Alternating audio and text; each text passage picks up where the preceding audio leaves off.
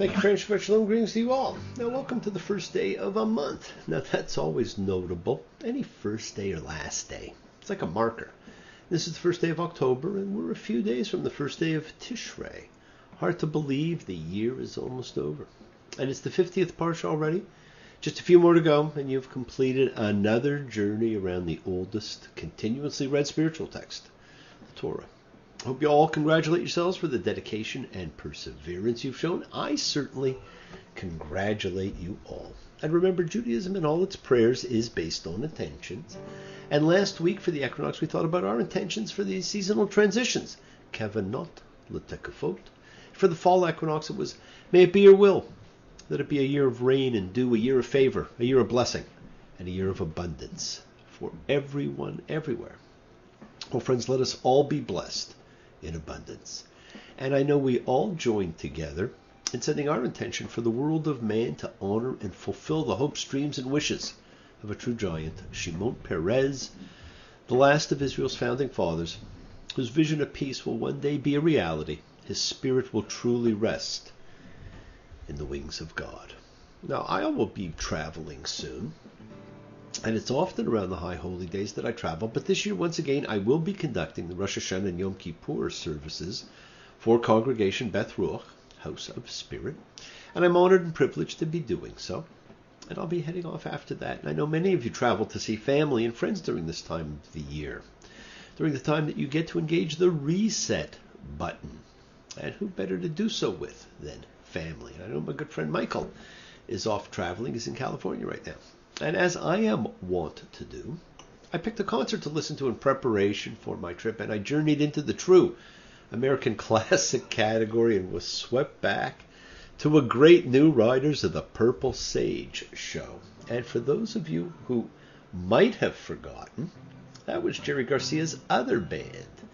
And in many ways, I think it was the better of the bands. They were always one of my favorites, and I'm sure one of yours.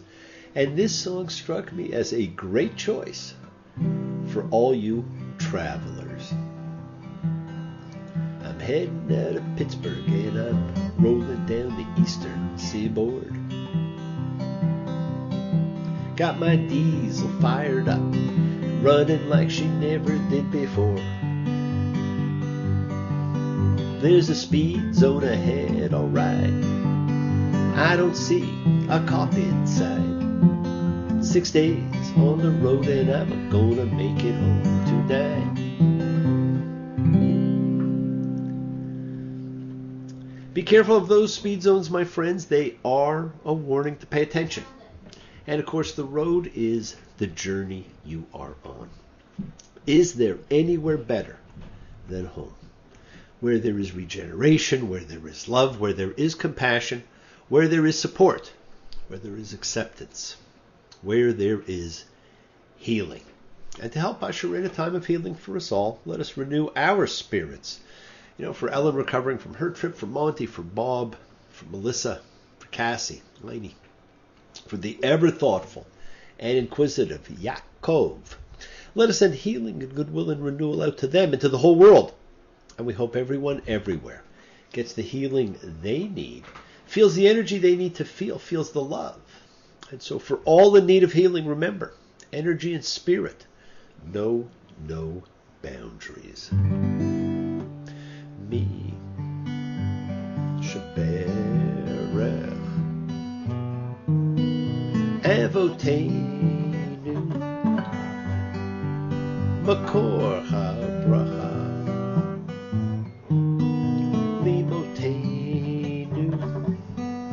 May the source of strength, who blessed the ones before us, help us find the courage to make our lives a blessing, the renewal of body, the renewal of spirit, and let us say, Amen. Yishaberach, let us all have our spirits renewed as we come upon a period of renewal for everyone everywhere, because that is what the high holy days are about. Friends, this 50th Parsha is Nitzavim standing, usually read with next week's, but this is not a usual year. Now, I said last week, the covenant was complete. This week Moses confirms it as the people stand there on the brink of new lives. Deuteronomy 29:13.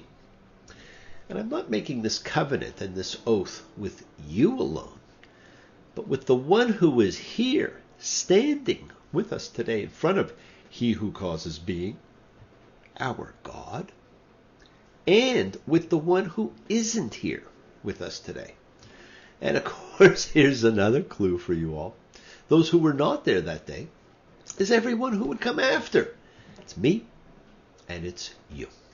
It is a timeless model, and it's an idea nicely caught by the rabbinic notion that all unborn generations were already standing there at Sinai. Now, Moses goes on to say, the hidden things belong to the Lord our God.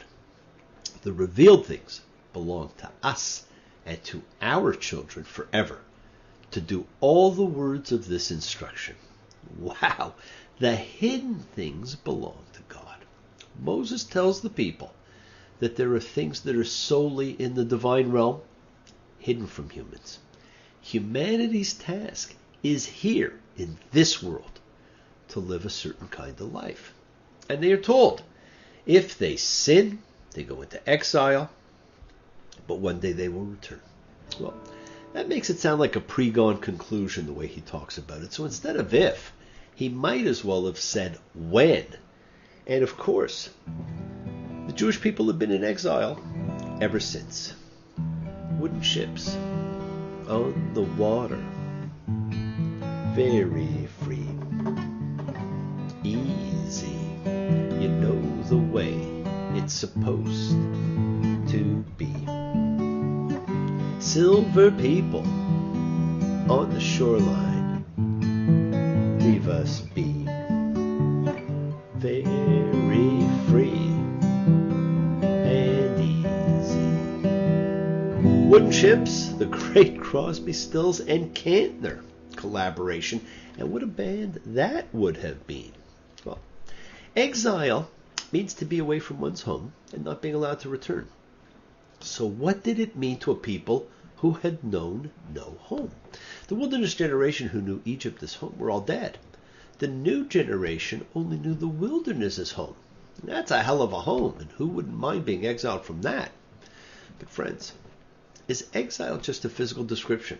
There is an old saying, home is where the heart is, and our hearts are huge. They go far beyond physical boundaries. Many people in their lifetimes at different times find themselves exiled from their friends, their families, their beliefs, their spiritual connections, and these are the results of self-imposed punishments, self-imposed judgments, from fear, from shame, from the myriad of things we judge ourselves by, from all the things we contemplate during the coming 10 days of awe. Do not be a victim. Take responsibility.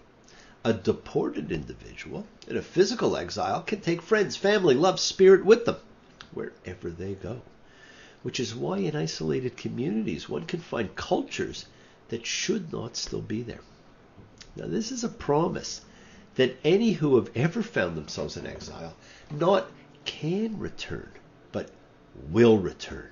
And return is a key theme of spirit and of Judaism. And we are told the method, Deuteronomy 36. And the Lord your God will circumcise your heart and your seed's heart, so as to love the Lord your God with all your heart and with all your soul, so that you will live. Open your hearts. Remove whatever blocks it. We are those seeds. Now this is an allegory for how we live life. Sometimes we need to distance from things to bring them back. We move from our parents, learn to live on our own, be responsible, develop a greater appreciation for them. Then we move back closer to them, seeing them in a new way. We do the same with God and spirit in our beliefs. We grow up with a certain foundation, move away, explore, examine, experiment, And with more experience, more understanding, having suffered and grown, humans look to God anew. Friends, you have that opportunity every year during the 10 days of awe, the 10 days of the high holy days.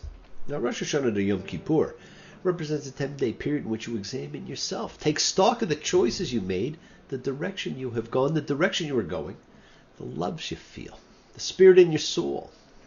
Yes, you can and will return from any exile by the examination of self.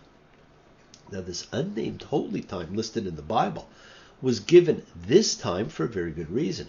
The cosmic forces were once again in balance, and the month was the month of justice and judgment, the month of Libra, and we can balance the scales.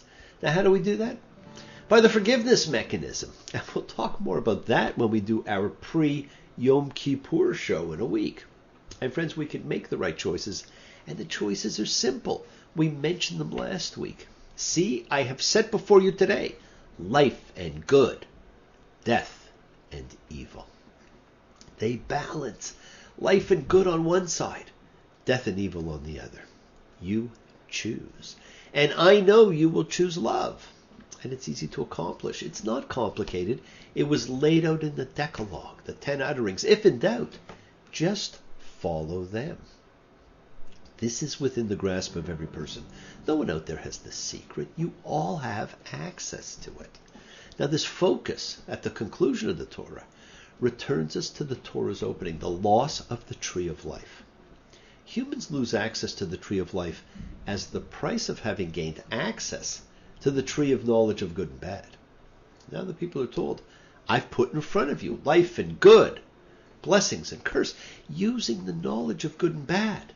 And choosing to do good is the path back to life. Now, it's not necessarily an eternal life, but it is a meaningful life, a fulfilling life. It is time to align our spirit, our soul, our purpose with our role as a microcosm of all creation. A time to bring back congruence. The world is sacred, so is everything in it. Express your gratitude. Light a candle, make a wish, celebrate your life and the lives of those you love. Share your feelings with them. Live free, be free, honor your freedom, be well, be happy, and be blessed.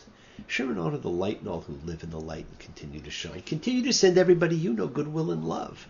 Pray for peace and freedom for everyone, and end to terror and hatred. Remember, friends, we are a community. We learn together, we celebrate each other, we love each other. We share this ride together, men and women equally. Let us send out love, not fear. Send out peace, harmony, good healing to all who need it. And please do, learn to forgive, learn to love, open your hearts. Honor the relationships of your life. Tell those you love that you love them. Take advantage of the time you have. Enjoy the journey. We take the twists and turns and the patterns that weave through the fabric of our lives in our effort to grow, to learn, to be, to love. So please do love. Send healing, goodwill, and love to all who need it. Share your holiness. Bless you all. Have a fantastic week of love and light, week of peace and healing for you to honor the people of your life. Honor the journey you're on. Honor yourselves. And friends, keep your eyes open to what you may not be seeing, and keep your ears open and listen to the world around you. And remember, this is an organic book. The lessons, the laws, the ethics, the rituals change with time. It is how it stays current, though, relevant, new, meaningful, and continues to provide us with insight and with answers. And please do join us for the High Holy Days, or at least supplement your actual and usual spiritual connection with our brief exploration. I will put a Rosh Hashanah service on this weekend so that you can see what is taking place on Monday and Tuesday, or so you can see what you could have noticed took place on Monday and Tuesday. And of course, I will do the same for Yom Kippur next week. And think of these great words from this brilliant ode to connectivity during the weeks ahead. In the time of my confession, in the hour of my deepest need, when the pool of tears beneath my feet flood every newborn seed, there's a dying voice within me, reaching out somewhere, toiling in the danger, the morals, despair. Don't have the inclination to look back on any mistake. Like Cain, I now behold this chain of events that I must break. The chain of events we set in motion is our chain. We must break it. Cause and effect. Everything is linked. Do not stop your journey. Do not stop moving towards your promised land. It is in sight. Keep on dreaming. Keep on being. Keep sharing. Keep shining. Keep teaching. Keep spreading your holiness. Do not follow fear. Thank you all for joining me, for participating, for sharing your lives, your loves, your time with me. I appreciate it. I love you all. Look forward to seeing you all next time, next week. Be well till then. Shabbat shalom and blessings to you all. Shana tova umtuka, for a good and sweet year. Bless you.